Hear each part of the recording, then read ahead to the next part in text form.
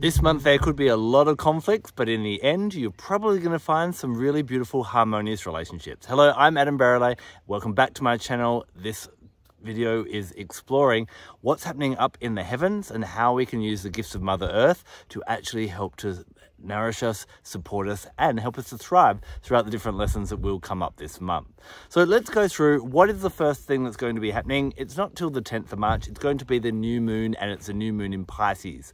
Of course, Pisces is our sign of spirituality, and new moon is that time to kind of contemplate, kind of direct our sails if we're not going in the right direction. So a really good time to look at your spirituality. Are you doing what you want to be doing spiritually? Are you connected to your spiritual team?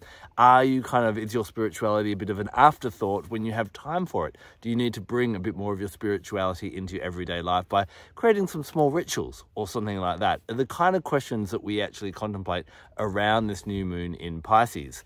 Now, of course, when we're working with the new moon in Pisces, it's really great to grab some of your dark crystals, your black crystals. So I've chosen a couple that you might want to work with depending on which way you're leaning.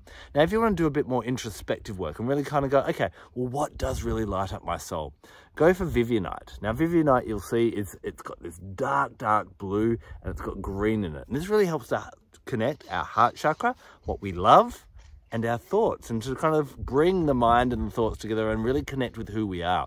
This is a really great one for connecting with your inner guidance, your inner soul, your inner love, all those types of things to go, okay, well, if it delights my soul, or if it delights me, then it delights my soul. So I've got to get back in with what I really enjoy doing. So if you're finding that life isn't that fun, if you're not ignited, if the fires aren't sparking within you, maybe consider Vivianite. Now, if you're like, right, I've lost my connection with spirituality out there, I need to maybe connect with my angels, my guides, or so on, grab some black Kyanite. Another black crystal. Remember, black crystals are great for the new moon, and this is a really good one. This is the crystal of the threshold. So it's used around dusk, around dawn, around things like the new moon, when there is a bit more spiritual activity, and when we can connect with our guides and our spiritual team a little bit more. So if you want to go within, go for Vivianite. If you want to go around you or without, go with black Kyanite. Now, the oil that I've selected for this one is Blue Lotus essential oil. Blue Lotus is, when I was kind of looking through the mythology of Blue Lotus, I don't think there is another plant on this planet that is sacred to more gods across the world. There are gods in Central America, Greek, Roman, ancient Egyptian, Norse, Celtic, Hindu, and Chinese that all have the beautiful blue lotus sacred to them. So it's a really beautiful one for you to work with in connecting with your divinity, both within. It actually helps to shield us from things that will distract us from connecting with our spirituality, but also lifts you up to that higher realm and lifts your vibration. So work with that with either your black Kyanite or your Vivianite. So that's a new moon on the 10th. Then we get a bit of a break, and then it's in the 20s that it all starts accelerating with lots of different events. On the 20th, we have an equinox. Now, that's going to depend on which hemisphere you're in, on how you're going to treat that. So if you're in the southern hemisphere, it's Mabon. It's the autumn equinox. This is the time when we're going from a time of action into contemplation, inaction. This is a time when we don't need a spring clean, we need an autumn clean. And what we need to do is we need to look at what can we get rid of to cleanse our lives on all different levels, because we're kind of going into our cave of hibernation, and we don't want to go into our cave with poop on our fur. What do I mean by that? Well, get rid of all the emotional debris, all the physical debris, or, declutter the home. Anything that's not resolved, resolve that. Sort out any emotional rifts so that as you get into that real spiritual time of winter, you're not getting distracted by the past and carrying that pain and suffering in. When we look at the trees traditionally let go of their extra foliage in the autumn. They let go of what's not needed anymore. And so this is a really great thing to kind of focus on around that 20th if you're in the southern hemisphere. Now, this is also a really great time to get back to basics, to balance ourselves out. And there's nothing more beautiful than stunning red tourmaline. Really, really nice to work with that base chakra. Tourmaline grows with these kind of lines backwards and forwards so it kind of ebbs and flows, gets this beautiful flow.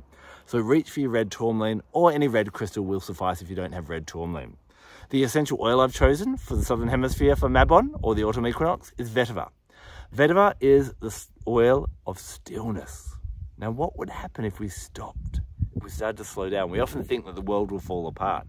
It's in that stillness that answers start to come. And sometimes we need to work with Vetiver, which smells like the beautiful earth, especially after it's just rained. It's really, really powerful at helping us to kind of simplify our lives a little bit more and to get rid of that excess. So bring in that slowing nature of Vetiver and that harmonizing, balancing ebb and flow of red tourmaline if you are in the Southern Hemisphere around the 20th of March when we celebrate Mabon.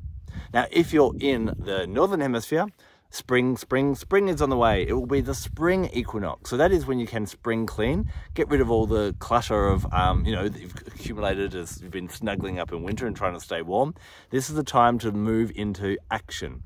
This is where we focus on the throat chakra. We start talking about all the things we've been thinking about during that winter and that very contemplative time. So we want to get the energy flowing a bit more. So get active, go for a walk, get back out there and start doing, your yoga and those different exercises. Get the blood flowing. And we also want to get the energy flowing as well.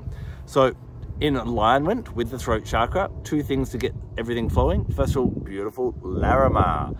Larimar, you can see it almost looks like a Caribbean blue ocean, doesn't it? It's got that real ebb and flow energy. A very beautiful high vibration crystal. It's got links to Atlantis. It's got links to healing. It's very much got links to abundance as well. So if you're ready to start bringing that in and welcoming that in with the spring, go for that. Now, another oil that I love for the throat chakra is Cypress. Now, Cypress we use physically to get all the fluids in our body flowing properly, whether it be blood, perspiration, our menstrual flow, lymphatics, tears.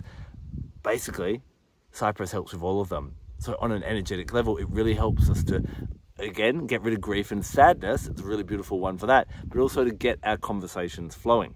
We want to start collaborating with other people and we want to both talk and listen. So think of that ebb and flow and bringing that back if you're in the Northern Hemisphere around Ostara or the spring equinox, which is the 20th. Now, our next big thing is the full moon. Now, each full moon we know is in a different sign of the zodiac, and each zodiac sign governs a different aspect of our lives. Libra is all about relationships. And if you were going to do a love spell, the best day to do that would be on the 25th of March. It's the best day of the year. It's a really, really beautiful one for helping to get those harmonious relationships flowing into our lives. Next one, in Virgo, last month we were worrying about our health.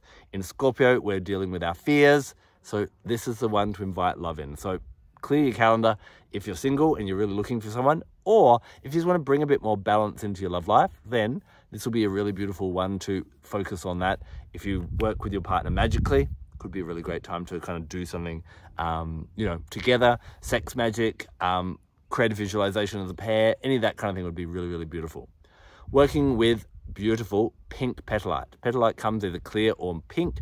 This is a very high vibration crystal, surrounds you in a bubble of love, helps you feel loved. When you feel loved, you then can emanate that out and attract more of that into your life. So a really beautiful one to work with when you are in the full moon in Libra, which is on that 25th. For oils, I've either got geranium. Geranium is a really great one for trust. If you have trust issues, if you've been betrayed in the past, or if you just need to learn to trust the universe and that everything is unfolding as it should and that the right partner is coming, work with geranium, anointing it over the heart chakra. If you need to work a bit more on unconditional love, accepting people for who they are rather than who you want them to be, including ourselves and loving ourselves for who we are, then rose is going to be really great. So get them on your heart chakra, get them in the diffuser, work with them with pink petalite around that full moon in Libra, which is on the 25th. Now, we have a couple of minor, well, not so minor retrogrades. They will probably have an impact on our lives. On the 29th, the first one is, and that is Pallas Athena. Now, when you think about astrology, you'll notice that most of the main astrology, it's all masculine energies, apart from the moon and Venus, which is like mother and lover. But feminine archetypes are way more diverse than that. What does Pallas Athena govern? Well, it's about where we are gifted, where we tend to shine, but also how we deal with conflict. And I find this really quite interesting. As we know, when a planet or an asteroid goes into retrograde, what it supports us with, we tend to struggle, and we tend to find where we aren't perfect or where we do have room for expansion or growth. So you may find around the 29th, there's going to be conflict, and how you deal with conflict may not be perfect. You may also feel a little bit threatened and not not as good as you normally feel you are, or as talented, or not shining as brightly. We really want to make sure that, conflict is inevitable. We're never going to agree with everyone all the time. Arguments, though, are optional. So how do we work with our communication? And, Pallas Athena is a tactician. She was a goddess of warfare, but she would only go to war as a last resort. She really wanted to make sure that is there a win-win situation?